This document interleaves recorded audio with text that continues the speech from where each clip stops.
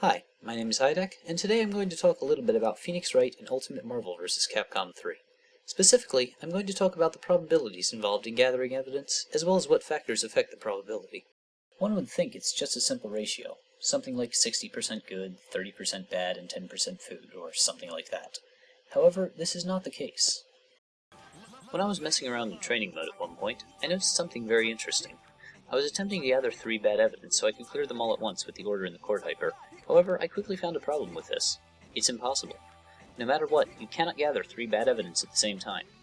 This suggests that having bad evidence increases your chance of getting good evidence, and having good evidence increases your chance of getting bad. I tried to look up the probabilities, but I couldn't find anywhere that had them, so I decided the best solution was to run an experiment of my own to find out. The first thing to note is that there are 6 possible inventories that still leave a slot open to gather evidence. They are no evidence, 1 good evidence, 2 good evidence, 1 bad evidence, 2 bad evidence, and 1 of both good and bad. Now we just gather a bunch of evidence for each possible inventory. 6,000 evidence and 1 aching hand later, we have our results.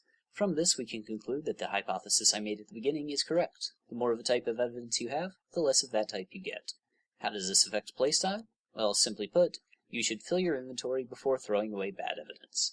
The only time you should throw bad evidence when you still have room for more is if you need to use the projectile for keep away or other special cases. In the description, I've included the raw data, as well as a link to an Excel spreadsheet that will calculate the probability of having each possible inventory after each number of actions for a given starting inventory. To use it, enter 1 in row 0 for the starting column. For example, downing an enemy character and performing a DHC into Mai's Hyper delays the next character coming in, which gives you about enough time for 5 actions. Since we start with nothing, we'll enter a 1 in the nothing column, and since it's 5 actions, we'll look at row 5. As you can see, the chance of getting 3 good evidence at that time is about 55%. For a second example, the combo Wesker must be guilty starts with 1 bad evidence and performs 4 actions. So we'll put a 1 in the 1 bad evidence column, and since it's 4 actions, we'll look at row 4. The chance of getting all 3 evidence is about 30%. Unrelated to competitive play, there's one final quirk regarding the evidence system.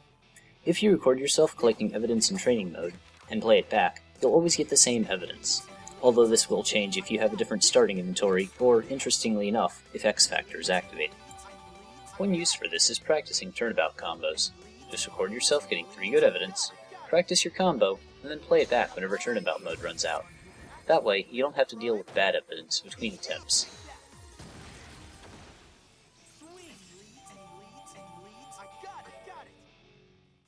Well, that's it. For those who are overwhelmed by all the numbers, the main thing to take from this is just that you should fill your inventory before throwing away your bad evidence. I hope you all found this video informative, and I hope to see more Phoenix Wright players in the future. For those of you who are interested in picking up Mr. Wright, or even those who already play him and want to get better, this guide by Lythero goes over everything you need to start playing him, as well as having a few tips for more advanced players. I cannot recommend it enough, so go check it out.